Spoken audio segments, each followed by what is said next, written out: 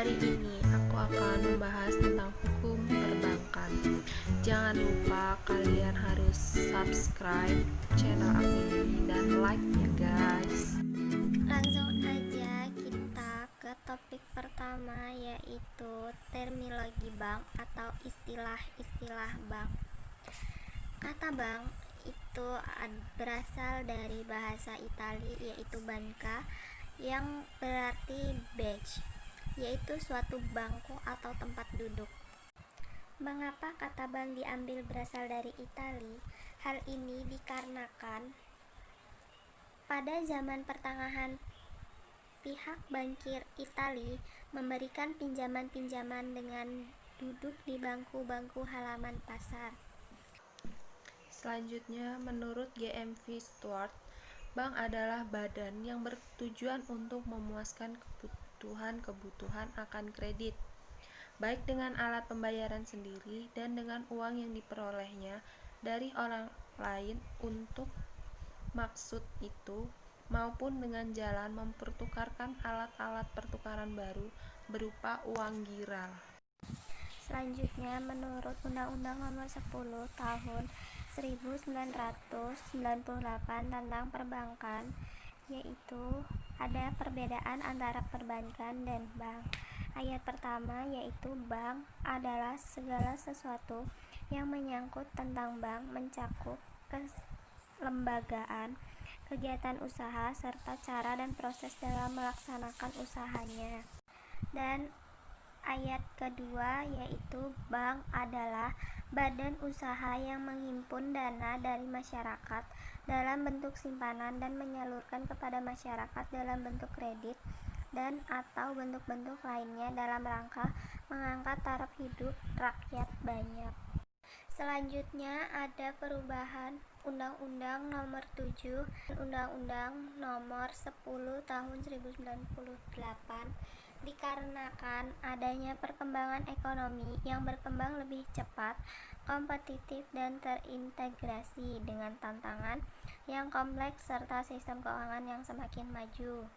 Diperlukan penyesuaian kebijakan di bidang ekonomi termasuk perbankan.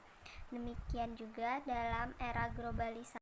Selain membahas bank umum, di sini kita juga akan membahas bank pengkreditan rakyat. Di sini ada bentuk hukum bank umum dan BPR atau bank pengkreditan rakyat.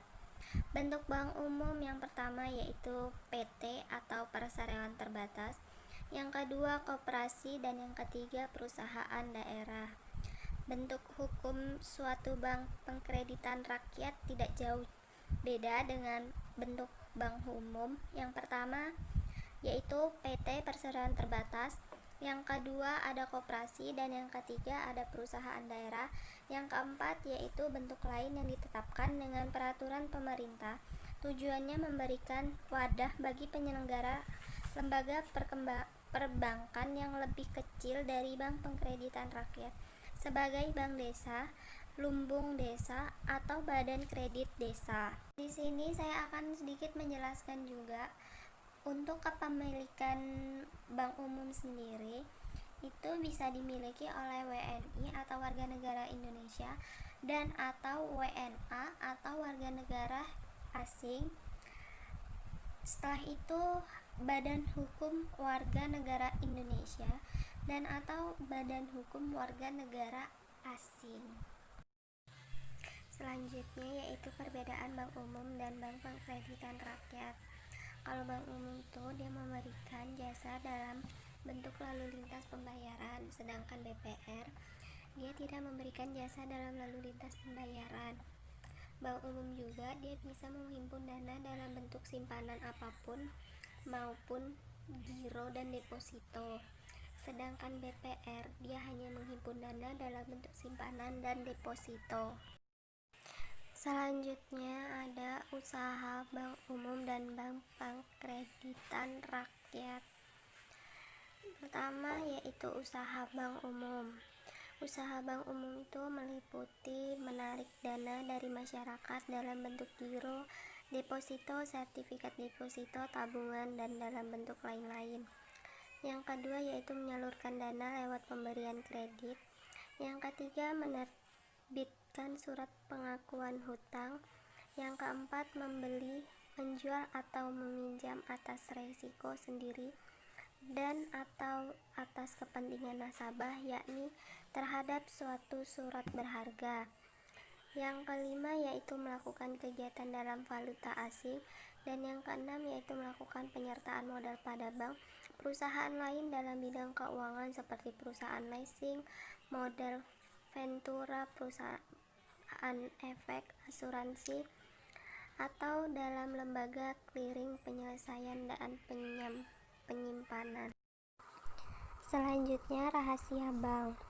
Rahasia bank ini menurut Undang-Undang Pasal 30 Ayat 3 dan Pasal 33 Undang-Undang Perbankan, yang dimaksud dengan rahasia bank adalah segala sesuatu yang berhubungan dengan keterangan mengenai penyimpanan dan simpanannya. Dan bagi yang melanggar ketentuan di atas, maka berdasarkan Pasal 40 Undang-Undang Nomor 10 Tahun 1998, maka pelanggar akan dikenakan hukuman 2 tahun sampai 4 tahun penjara serta denda 4 miliar sampai dengan 8 miliar.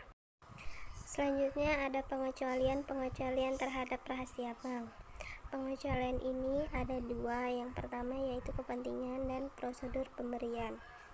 Kepentingan sendiri isinya itu ada, yang pertama ada pajak, yang kedua ada peradilan pidana, yang ketiga ada peradilan perdata antar bank dengan nasabahnya, yang keempat tukar menukar informasi antar bank, yang kelima badan urusan piutang dan lelang negara atau panitia urusan piutang negara, dan yang keenam ada pihak yang ditunjuk oleh nasabah penyimpanan panitia urusan piutang. Selanjutnya, pengecualian yang kedua yaitu prosedur pemberian izin. Yang pertama, ada Bank Indonesia atas permintaan Menteri Keuangan. Yang kedua, pimpinan Bank Indonesia atas izin tertulis atas permintaan tertulis dari polisi, jaksa, atau hakim. Yang ketiga, direksi bank menginformasikan kepada pengadilan. Yang keempat, direksi bank memberitahukan kepada bank lain. Yang kelima, pimpinan Bank Indonesia izin tertulis atas permintaan tertulis dari Kepala BUPLN atau PUPN. Yang keenam, ada Bank Indonesia atas permintaan atau persetujuan atau kuasa tertulis dari nasabah penyimpan. Selanjutnya ada sanksi-sanksi hukum terhadap pelanggaran rahasia bank. Yang pertama yaitu terhadap ancaman hukuman minimal di samping ancaman maksimal. Yang kedua, antara hukuman penjara dan hukuman denda bersifat kumulatif bukan alternatif. Yang ketiga, tidak ada toleransi antara berat ringannya ancaman hukuman penjara dengan hukuman denda. Selanjutnya ada prinsip hukum tentang bank berdasarkan syariah. Prinsip yang pertama yaitu dasar hukum bank berdasarkan syariah. Menurut Undang-Undang Perbankan Nomor 7 Tahun 1992 Pasal 6 dan Pasal 13 yang membuka kemungkinan bagi bank untuk melakukan kegiatan dengan prinsip bagi hasil dengan nasabahnya. Dalam Undang-Undang Perbankan Nomor 10 Tahun 1998, kegiatan pembiayaan bagi hasil tersebut kemudian diperluas. Yang memperluas menjadi kegiatan apapun dari bank berdasarkan syariat yang ditetapkan oleh Bank Indonesia. Prinsip hukum yang kedua yaitu dasar hukum berupa perjanjian. Selanjutnya yang ketiga, prinsip hukum yaitu dasar hukum berupa syariat Islam. Dasar hukum tersebut terdiri dari yang pertama, pembiayaan yang berdasarkan prinsip bagi hasil. Yang kedua, pembiayaan yang berdasarkan prinsip penyertaan modal. Yang ketiga yaitu prinsip jual beli barang dengan memperoleh keuntungan. Yang keempat yaitu pembiayaan barang modal berdasarkan prinsip sewa murni tanpa pilihan. Yang kelima yaitu prinsip pemindahan kepemilikan atas barang yang disewa dari pihak bank oleh pihak lain. Untuk videonya cukup sampai sini aja ya guys. Thank you for watching and see you. Bye bye.